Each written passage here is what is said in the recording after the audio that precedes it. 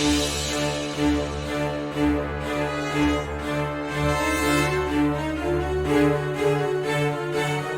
everybody, welcome back to my channel. Yeah, today is Thursday and it looks good outside. Go get sun, whatever you can do. I don't want to.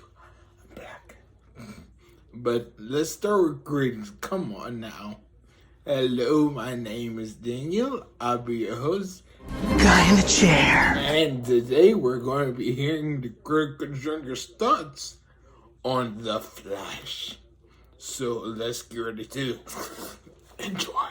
Truly is a cruel mistress, dear viewer. No matter how much knowledge you have of what's coming, no matter how hard you try to warn people or change the course of events, certain things are simply inevitable. Like The Flash being a steaming pile of garbage that nobody wants to watch. I mean, to be fair, you didn't exactly have to be Mystic Meg to make that particular prediction. It was a film that had almost everything going against it. A lame duck movie from a dead cinematic universe at a time when the superhero genre is in decline anyway, relying on the played out trope of the multiverse to shoehorn in a bunch of meaningless cameos that do nothing but remind us of better days long gone, and based around an unpopular character played by an actor with, personal issues. Hi, this is Ezra Miller, the Mad Goose Wizard.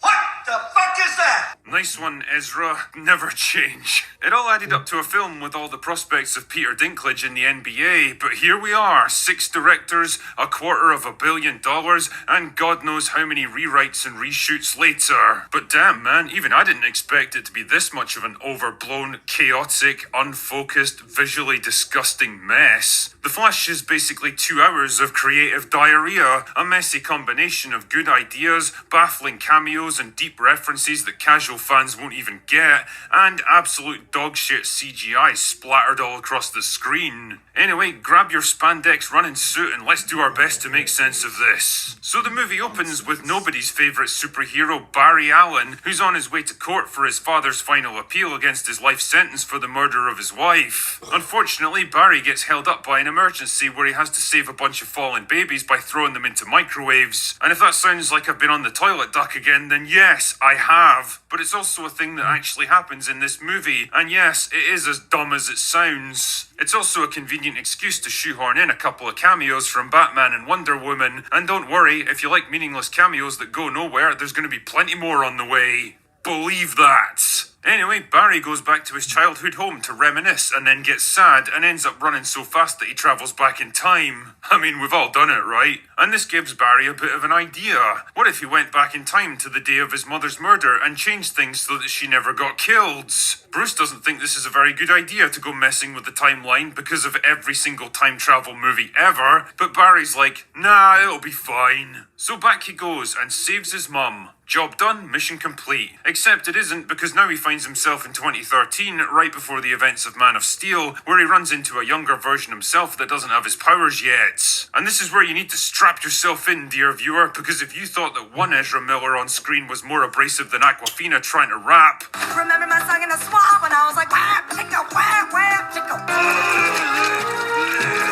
Well, all I can say is that the rest of the movie's going to be a bit of a slog for you. Anyway, they're interrupted by the arrival of General Zod, who's on Earth looking for Superman. So the 2 Barrys decide they have to bring together the Justice League to fight him. The only problem is that they don't actually exist here. Cyborg is still just a college football player, Aquaman was apparently never born, and Wonder Woman is, on vacation or something? I don't fucking know because the script doesn't seem to know either. The only option left is Bruce. So they go to Wayne Manor to find him, except he's not the Bruce Wayne that they remember. And take note of this segment because it's one of the few parts of the movie that's actually pretty good.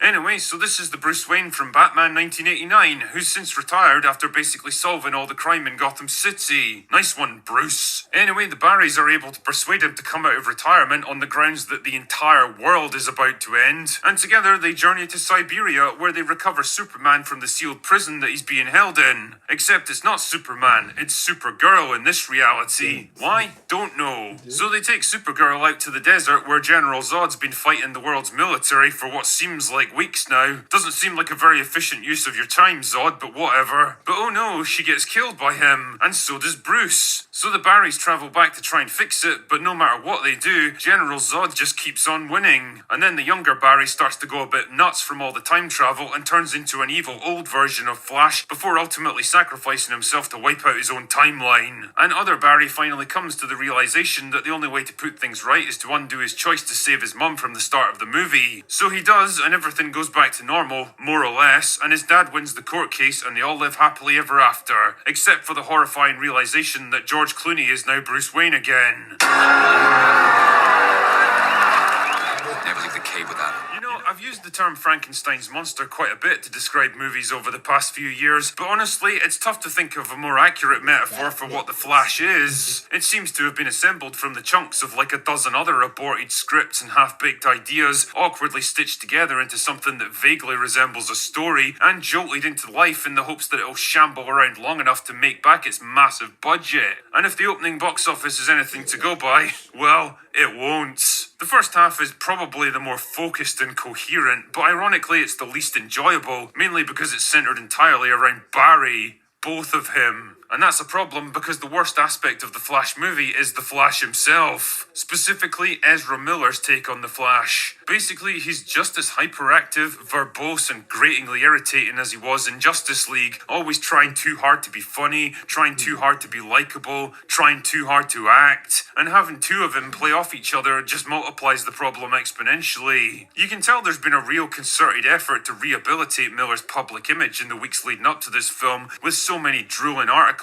all saying basically the same thing that you'd swear they'd been given talking points specifically by the studio. Ezra Miller has never gone Ezra Miller the way they do in The Flash. With sculpted dark eyebrows and insinuating lips, the actor is a mesmerizing camera subject, like the young Jimmy Fallon crossed with the young Bob Dylan. Jesus Christ, calm down a bit, mate. This is the journalistic equivalent of blowing him right in front of the entire world. But none of that can change what's actually up there on screen, and if your main character is the least likable part of your movie, well, you know you've got problems. As far as the other characters go, I can't say a whole lot about Supergirl because she's less of a character than a key item that has to be recovered to move the plot forwards. You never get a whole lot of insight into who she is because she arrives late to the party and doesn't get enough time to make an impression. And it's kind of a shame because the actress does a decent job and I wouldn't have minded seeing more of her, but she gets kind of lost in the chaotic, overstuffed mess that is the film's second hour. General Zod is a fucking weird choice of antagonist for a Flash movie, a character from a movie 10 years ago that has absolutely zero history or connection to Barry. It'd be like bringing back the Red Skull and having him fight Doctor Strange. I mean, in the hands of smarter writers, this probably could have been a chance to see a different side of him, explore aspects of his personality that we never got to see in Man of Steel, but instead he's basically just a cardboard cutout, saying and doing the same shit he did before, with no emotional impact because he doesn't even know or care who Barry is. And I think I speak for everyone when I say that we're fucking done with multiverses. It was an intriguing little idea like 4 or 5 years ago, but as we've learned from every other superhero movie that's been made on the subject, it's really just become an excuse to bring back old actors and dead characters and throw them into new situations because funny. But let's be real here, the only reason that anyone was even interested in this film was to see Michael Keaton in the Batsuit again. And for me, this was both the best and most disappointing aspect of the movie. On the plus side, Keaton's barely missed a beat in 30 years and slipped right back into the role like he's been doing it his whole life. Modern VFX and stunt work allows him to move and fight in ways that he never could have back in the Tim Burton days, and seeing the Batmobile and Wayne Manor faithfully recreated definitely gets the nostalgia going. The problem is, beyond recycling a few well-known lines,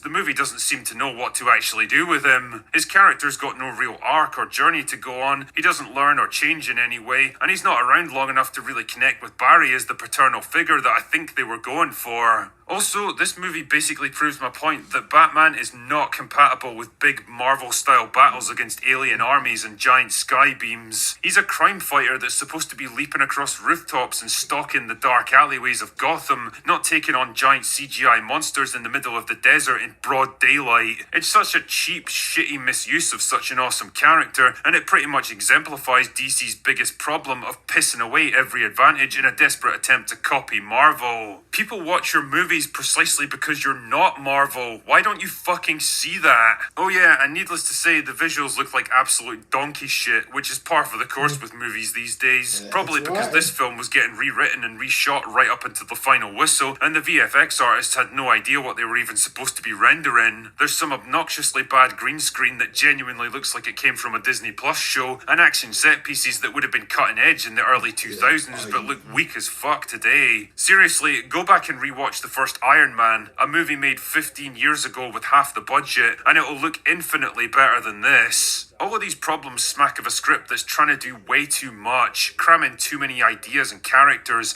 too much action, too much visual spectacle, and ends up tripping over its own feet in the process. A film so desperate to impress, saddled with so many expectations and so much studio interference that it's lost sight of what it's even trying to be or do. And all it actually ended up being was the very mess that we all predicted. Fate, like I said, is a cruel mistress. Anyway, that's all I've got for today. Go away now. Hey guys, now that's probably why DC is in decline and superhero movies in general. Marvel isn't doing good either. Because all the CGI and stuff, too much. Nobody does visual effects anymore. They just do CGI and be done. That's cutting corners, I think.